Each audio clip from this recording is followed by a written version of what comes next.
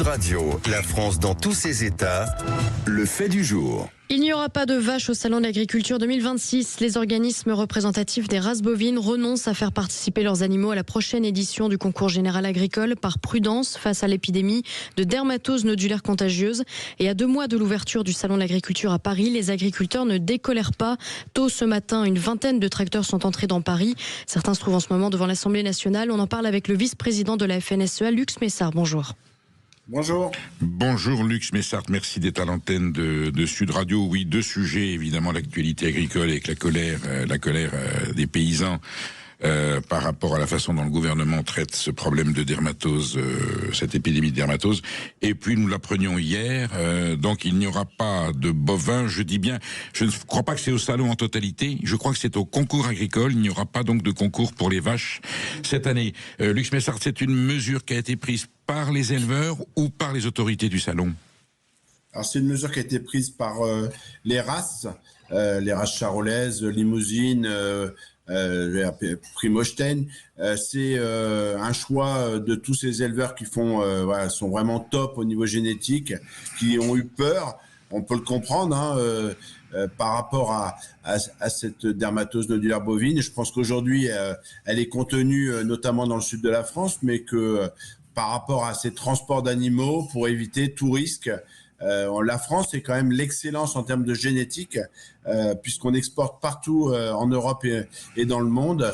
Et donc, ces éleveurs ont préféré rester chez eux.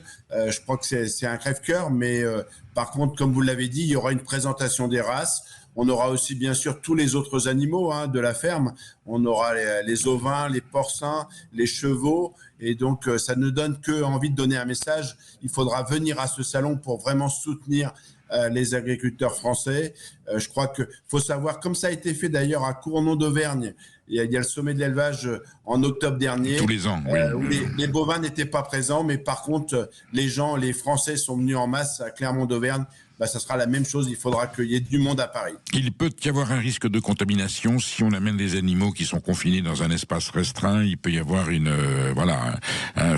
peut véhiculer le virus, ou c'est vraiment une mesure de précaution?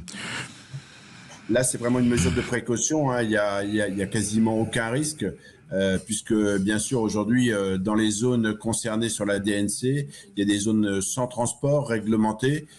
Mais par contre, pour les autres départements, les autres secteurs, je crois que c'est le principe de précaution, mais précaution qui se comprend. Et je crois que aujourd'hui, tous ces éleveurs qui ont vraiment investi depuis des générations, c'est souvent la génération des parents, des grands-parents, et ça peut se comprendre. Moi, je pense que ce qu'il faut surtout derrière ce message, c'est de se dire qu'on a la chance d'avoir en France un ensemble de races. Et c'est toutes les petites races aussi qui se disent, quand on n'a que quelques milliers d'animaux en France, faut pas prendre le moindre risque. Il est vrai qu'on oublie trop facilement que, la filière bovine est l'un des fleurons, mais c'est quand même le grand fleuron du patrimoine agricole français, avec une diversité de races, un savoir, des traditions, des qualités de viande.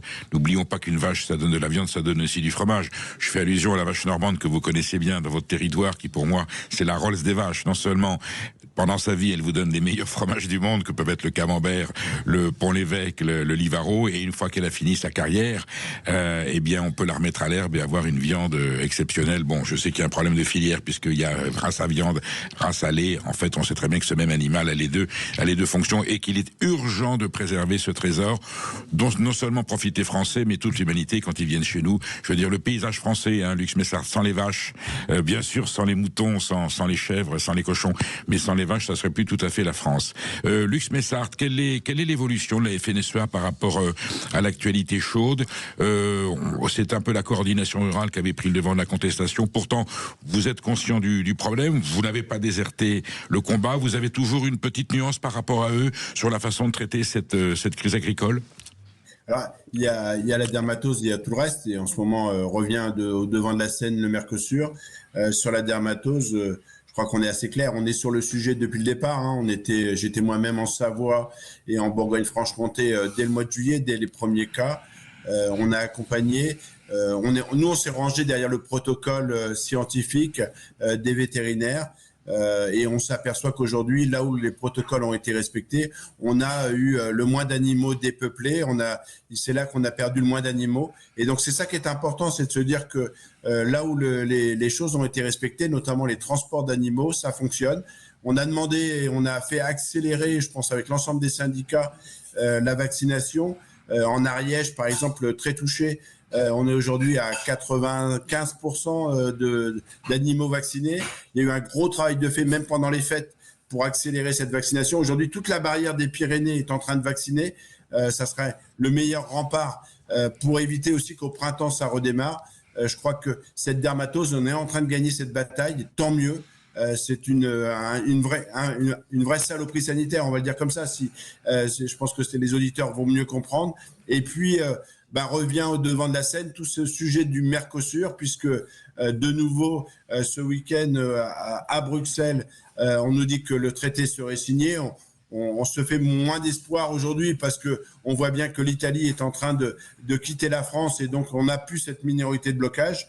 La détermination, elle est totale, elle est forte. Et je crois que là, c'est la FNSEA, les jeunes agriculteurs étaient ce matin devant la Tour Eiffel, étaient au ministère de l'Environnement, étaient au Sénat pour dire clairement on veut pas de cet accord.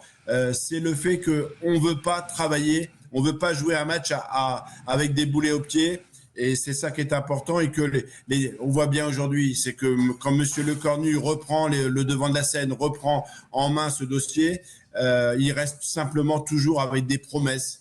Mais des promesses qui, depuis 2 ans, n'ont pas vu grand-chose dans les cours de ferme. Tant que ça ne va pas transpirer dans les cours de ferme, je peux vous dire qu'il faut renverser la table de cette agriculture qu'on a voulu administrer. Et je pense que vous en faites souvent l'écho. On ne peut pas administrer l'agriculture française. On est bien d'accord. Lux Messart, les Italiens qu'on a questionnés disent qu'ils ont obtenu de Bruxelles des compensations majeures, très importantes par rapport au Mercosur, d'où le fait qu'ils aient accepté de le signer parce qu'ils auraient obtenu des protections.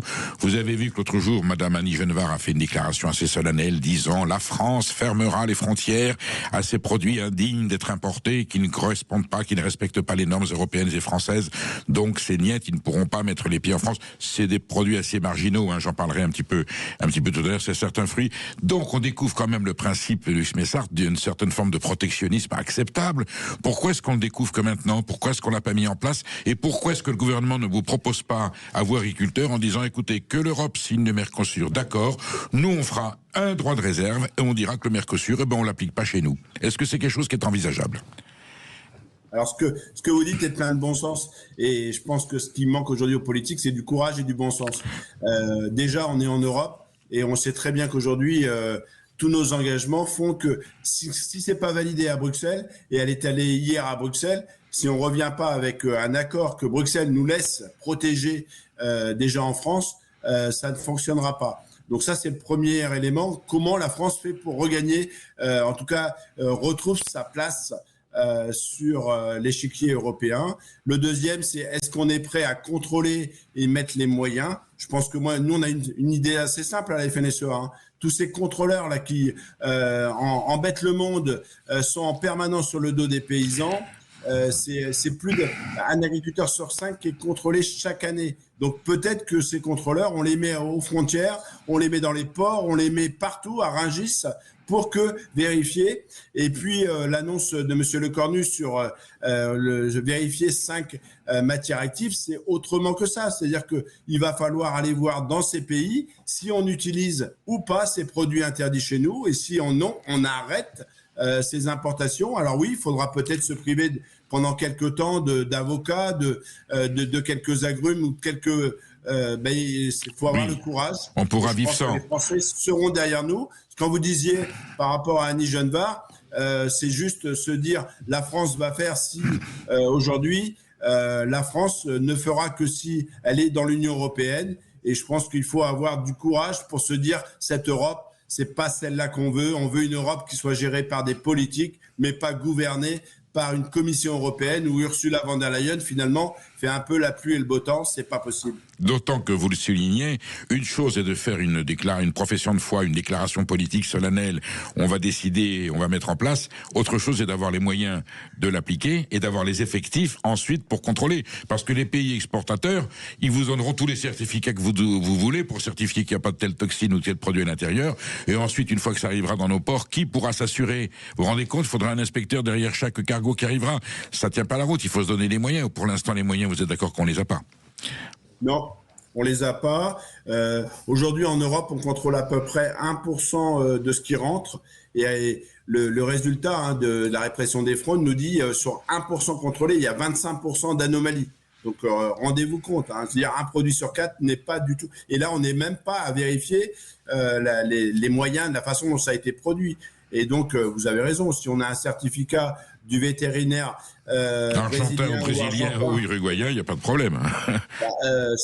Et donc, aujourd'hui, il nous faut mettre des moyens. La Chine, quand elle importe du lait français, elle va vérifier dans nos laiteries, dans nos fermes, la façon dont on travaille. Tout à fait. Donc, soyons courageux. Et puis, ce qui permettra de travailler à armes égales. Et donc, on a annoncé, nous en tout cas, la FNSEA, qu'il n'est plus question de contrôler dans nos fermes si ce Mercosur est signé ce week-end, jusqu'au présidentiel, parce qu'on voit bien que en France, jusqu'au présidentiel, il ne va rien se passer. On aura des promesses de notre gouvernement, on aura des promesses du Premier ministre. Ça sera exactement comme Gabriel Attal sur son ballot de paille il y a 2 ans. Eh oui. On vous promet de la simplification, du changement des règles, et puis à l'arrivée, il n'y a rien qui se passe. Écoutez, on vous sent vigilant, Lux Messart. Évidemment, Sud Radio sera toujours à l'écoute de ce combat qui est noble et qui concerne l'avenir de la France. Merci d'avoir été sur Sud Radio. À très bientôt.